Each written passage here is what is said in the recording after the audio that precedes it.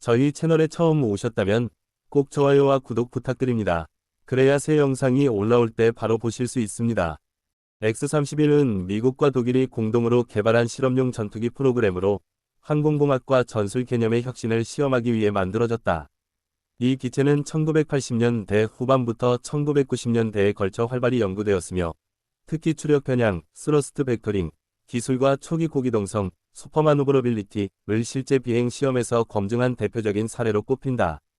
외형적으로는 F-A-18 전투기를 축소한 듯한 형태를 가지고 있었지만 실제 목적은 전투기 설계와 공중전 교리의 혁신적인 아이디어를 시험하고 차세대 전투기 개발에 필요한 데이터를 확보하는 데 있었다. 한국 공군이나 항공산업과 직접적인 연관성은 없었으나 이 기체의 시험 결과는 전 세계적으로 4세대 후기와 5세대 전투기 설계에 중요한 참고가 되었고 한국이 KF-21 보람의 같은 독자 전투기 개발을 구상할 때 간접적인 교훈을 제공했다고 평가할 수 있다. X-31의 가장 큰 특징은 추력 편향 노즐, 스러스트 벡터 노즐을 장착해 기존 공력 제어만으로는 불가능한 고각 기동을 할 수 있었다는 점이다. 일반적인 전투기는 받음각, 앵글 오브 어택이 일정 이상 높아지면 실속, 스톨, 현상에 의해 조종성을 잃게 된다. 그러나 X-31은 엔진의 배기 방향을 기체 자세 제어에 활용함으로써 극단적인 기동 범위에서도 안정적으로 비행할 수 있었다. 이를 통해 기존 전투기가 수행할 수 없던 포스트 스톨 머누버를 실현했으며 대표적으로 코브라 기동, 코브라 머누버, 하이 알파 롤 같은 과격한 공중전 동작을 실제 전장에서 재현 가능하게 만들었다.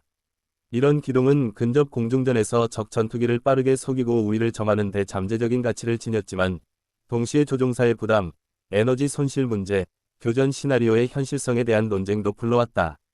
X-31 프로그램은 단순히 고기동성만 시험한 것이 아니라 공대공 교전 교리의 변화를 실험한 프로젝트이기도 했다. 전통적인 도그파이트에서는 속도와 에너지 관리가 중요했지만 X-31은 순간적인 고기동을 통해 불리한 위치를 뒤집는 새로운 접근을 가능하게 했다. 이를 통해 연구진은 차세대 전투기가 단순히 빠르고 고고도 비행만 잘하는 것이 아니라 근접전 상황에서도 생존성을 높일 수 있는 다양한 기동 패턴을 학습해야 한다는 결론에 도달했다. 이 실험은 이후 유럽의 유로파이터 타이푼, 러시아의 Su-35, 미국의 F-22 랩터 같은 기체들이 추력 편향 또는 고기동성을 강조한 이유와도 연결된다. 또한 X-31은 다국적 협력 연구에 좋은 사례였다. 미국의 로키드 마틴과 로겔, 독일의 MBB, 메서슈밋 볼코우 블롬가 공동으로 참여했으며 미국 나사와 독일 DLR 공동 시험 프로그램을 운영했다. 이런 협력 구조는 기술 교류와 데이터 공유를 통해 두 나라가 모두 이익을 얻을 수 있도록 설계되었다. 미국은 차세대 전투기 개발에 필요한 데이터를 확보했고 독일은 자국 항공산업의 기술적 기반을 크게 확장했다. 국제협력 모델은 훗날 한국과 인도네시아가 공동으로 KF-21 프로그램을 추진할 때도 간접적인 비교 사례로 언급되었다. X-31은 실험 프로그램에서 여러 가지 중요한 교훈을 남겼다. 첫째, 기체의 안정성보다 기동성에 초점을 맞춘 설계가 실제 공중전 시 어떤 결과를 가져오는지 데이터로 검증할 수 있었다. 둘째, 조종사가 초고기동 환경에서 겪는 물리적 인지적 부담에 대한 연구가 가능했다.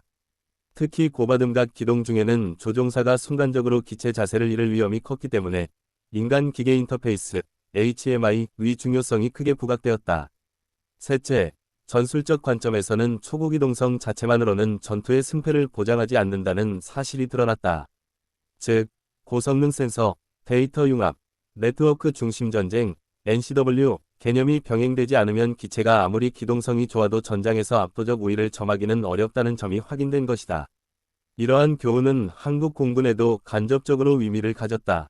한국은 1990년대 이후 KF-X, 현 KF-21 사업을 검토하면서 단순히 기체 성능 향상에 그치지 않고 항전 장비, 데이터 링크, 다목적 운용 능력을 중요시했다. X-31이 보여준 기동성의 장점과 한계는 한국형 전투기 개발자들에게도 기술적 방향성을 제시했다고 볼 수 있다. 특히 KF-21 이 설계 초기부터 AESA 레이더, 정밀유도 무기 통합, 네트워크 전투 능력을 강조한 것은 이런 국제적 연구 성과에 간접적 영향을 받은 것이라고 해석할 수 있다. X-31 프로그램은 성과만 있었던 것은 아니다. 기체 한 대가 시험 중 추락하는 사고가 있었는데 이는 극한 기동 중 시스템 오류와 인간 요인이 복합적으로 작용한 사례로 기록된다. 하지만 이러한 사고조차도 차세대 전투기의 안전성 확보를 위한 중요한 데이터로 활용되었다. 현대 전투기 개발에서 조종사 안전과 기체 안정성 확보는 가장 중요한 과제 중 하나이며 X-31은 위험을 감수하고 얻은 데이터 덕분에 이후 전투기 설계에서 안전성을 강화하는 방향으로 발전이 가능했다. 또한 X-31은 항공공학적 시험의 장이기도 했다. 예를 들어 공력 제어면이 충분히 작동하지 않는 초고바등각 상태에서 어떻게 기체를 안정화시킬 수 있는지, 제어 알고리즘을 어떻게 최적화할 것인지 등은 당시에는 미지의 영역이었다. 시험 결과는 오늘날 플라이-바이-와이어, FBW 시스템 발전과 조종 안정화 알고리즘 개선으로 이어졌다. 현재 KF-21에도 적용된 디지털 비행제어 시스템은 이런 과거 연구에 축적된 성과 위에서 발전한 것이다. 훈련적 관점에서도 X-31은 의미가 있었다. 기존 전투기 조종사 훈련 교재에는 없는 초고기동 상황과 회복 절차를 시뮬레이션할 수 있었고, 이는 전투기 훈련 교리의 발전으로 이어졌다. 한국 공군의 경우도 F-16, F-15K, KF-21 등 최신 전투기를 운용하면서 고바등각 기동과 복합 전술 훈련을 강조하는데, 이는 전 세계적으로 쌓인 실험 데이터가 반영된 결과라 할 수 있다. 정치 전략적 차원에서 X-31은 미국과 독일이 냉전 후 협력할 수 있었던 상징적 프로젝트였다. 양국은 서로 다른 방위산업 기반을 가지고 있었지만 공동연구를 통해 기술적 신뢰와 전략적 동맹을 강화했다.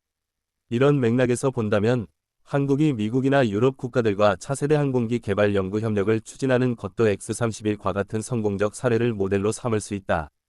실제로 KF-21 개발 과정에서 유럽제 기술이나 미국제 장비를 혼합적으로 도입한 것도 다국적 협력의 연장선상에 있다고 할 수 있다. 종합하면 X-31은 소규모 실험기임에도 불구하고 항공우주학, 전술교리, 국제협력 모델에 깊은 영향을 끼친 중요한 프로젝트였다. 비록 실전 배치는 이루어지지 않았지만 이 기체가 남긴 데이터와 교훈은 F-22, Su-35, 유로파이터 타이푼, KF-21 같은 차세대 전투기의 개발에 직간접적으로 기여했다. 한국이 직접 참여하지는 않았으나 X-31 연구 결과가 세계 항공학계에 공유된 덕분에 한국 공군도 최신 전투기 전환 과정에서 이간접적인 혜택을 누렸다고 볼 수 있다. 결국 X-31은 실험용 연구 플랫폼이라는 역할에 충실했으며 그 결과가 지금도 차세대 항공기 개발 철학과 교육훈련 교리에 살아 숨쉬고 있다.